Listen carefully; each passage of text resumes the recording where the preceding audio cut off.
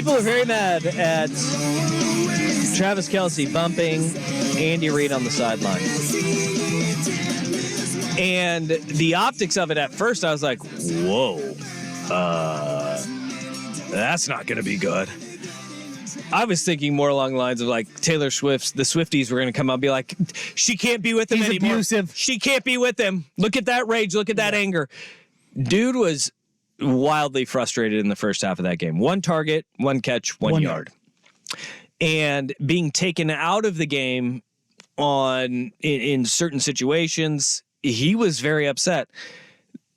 When he bumped Andy Reid, if you watch his hand, he tries to grab Andy Reid's arm because Andy Reid even said it wasn't that big of a deal. Yeah, he caught me off balance. I wasn't watching. Cheap shot, but that's all right. He did good. He was really coming over just put me in. I'll score. So that's really what it was. Well, I love that. I mean, it's not the first time. So I appreciate him. Yeah, that's the thing of this is like, this isn't the first time, not only for Travis Kelce, but for any of his star players ever, because when a star player is not on the field and something goes wrong, guess what they're thinking? I would have made the play because that's how they got to where they are in their career. And there's a lot of things that like we have a text that comes in that says, in the heat of the moment, things happen. But the idea that Kelce bumping his coach like the coach needs his help putting together a game plan should be criticized. Rasheed Wallace throwing a towel at Sabonis, Des Bryant blowing up on the sideline, Jimmy Butler's antics, Antonio Brown walking off the field, etc.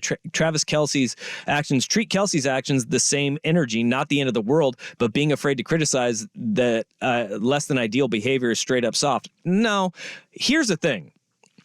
Every single person that he just named, Sheed, Dez, Jimmy even, AB, Antonio Bryant, and I saw a lot of like the, could you imagine if Stephon Diggs did this? Yes. All of those guys had been criticized at one point or another in their careers of being bad locker room guys. Selfish. Being loose cannons. Absolutely. All of those things. That has never been a tag with Travis Kelce. And I think that your history, what you have done as a teammate, as a player. Also, I don't think a first ballot Hall of Famer yelling at a first ballot Hall of Fame coach on the sideline in the heat of a moment is anything anybody should ever get worked up by, because we see this all the time. And you would be shocked. And look, with what Travis Kelce did, if any of those other guys did it too, like in the moment where 1 target, 1 catch. We saw T.O. do this to Andy Reid. I would be like, I get it. Yes. Even the divas. But to sit there and say, like, treat those guys with the same energy. No. You don't, because of the track record. Because Travis Kelce's not a nightmare. We saw A.J. Brown said they would have had me out of the league if I did this. No, they wouldn't have you out of the league if you did this, if you weren't out there being a nightmare post-game and press conferences. Like you didn't leave your teammates hanging all season long. Yeah, like there's a difference, man. Yeah. You aren't out there doing commercials with Jalen Hurts. And I think that is where this whole thing, and they're like, oh my gosh, he's so, all of these guys are so amped up. And the Richard Sherman, Michael Crabtree thing, I will go back to that. Remember when he yelled around Aaron Andrews? Mm-hmm. I defended Richard Sherman because it's like, dude, you get a guy in the heat of the moment like that and tell them to calm down. Do you realize how amped up you have to be in bordering and crossing over that line of crazy to go and play in the NFL, to play at that level? Like, I don't like if those guys in the heat of the moment, there's a lot of yelling. There's a lot of screaming, a lot of MFing that you don't see. But it happens. The second that whistle blows. It happens. And you get something separated. It was really funny. I was watching Taylor Lewan was talking about how him and the Watts don't get along. But it was, he goes, sunk it? Well, he goes, it's entirely on me. I said a lot of things to JJ personally that were crossed a lot of lines. But I always treated it like once the whistle was over, it is what it is. He goes, but I crossed that line with TJ because I spit in his face. Yeah. He goes, yeah, no, that one was, it's too far. Like they have every right to be mad at me. But that's the point. Like on the field, guys do crazy, insane things that whether it's their coaches, to their teammates, to their opponents, does it linger? is it one of those things? And that's the thing is like nobody's ever said that about Kelce. And that's does he get the pass? And I've seen it like it's coded. It's like no, it's not coded. It's he gets the pass because he doesn't have the baggage. That's the code. Yeah, the baggage means a lot in these conversations. Yeah. And the baggage that he's carrying is Taylor Swift, but that's a different kind of baggage. Yes. That's Louis. That's what Dion's talking about. Full circle.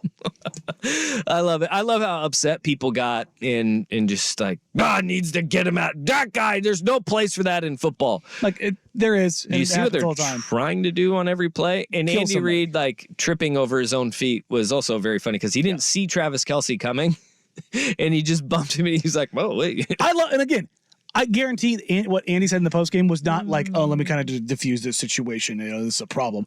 I guarantee Andy Reid in that moment and in the postgame did not care. Well, it worked. Whatever it worked because he got 7 catches for 85 yards in the second half. So 8. 8 catches. He finished with 9. Oh yeah. Yeah, 9 catches, 93 yards for the rest of the game. I think it worked. I think he was right. More impactful change, yelling at Andy Reid or Dre Greenlaw getting hurt? Dre Greenlaw getting hurt. Dre Greenlaw still getting hurt. I think that one still lingers. And that may have been it. Is like, dude, their best linebacker in coverage just got hurt running onto the field, and they brought out a go-kart to take him to the locker room. I think I should get the ball and be on the field more. That's a tough way. If you're Dre Greenlaw today, I hope you feel better, man. I hate seeing that. Like injuries suck, but injuries that on something so innocuous in that moment, you have to feel like you're letting your team down. Where, look, Dre Greenlaw, he ruptured his Achilles or tears his Achilles in the Super Bowl. Dude's not playing until November of next year. So now you need to, if he's depending lucky, on the severity, and if he's lucky, you're getting him at Thanksgiving Day game. That's not good for the Niners, not good for their defense either. And that is the biggest thing is injury luck means so damn much. Yeah. It really does. And look at Kansas City. Kansas City, good. They have the Minihue injury.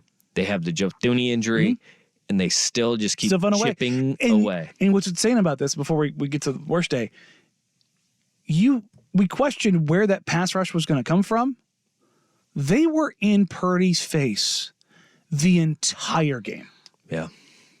They were. A team that you didn't think you had to worry about. Or in defense of the Niners, they were in Mahomes' face the entire game too. Again, we talked about him not being sacked basically the entire playoffs. They got to him endlessly. Eric Armstead had a little former Duck there. I thought it was like, ooh, we got Eric Armstead. Then it was like, nope, Jawan Jennings going to be the MVP. No, Patrick Mahomes is going to go in overtime 8 for 8 with 27 yards rushing to go along with it. Nobody's ever done that before. And he's just going to win the Super Bowl and the MVP. Just strip it right from you. The insane thing about the Jennings one, he was plus 30,000 for MVP, and if the 49ers win that game, he's the MVP. Third and Jawan.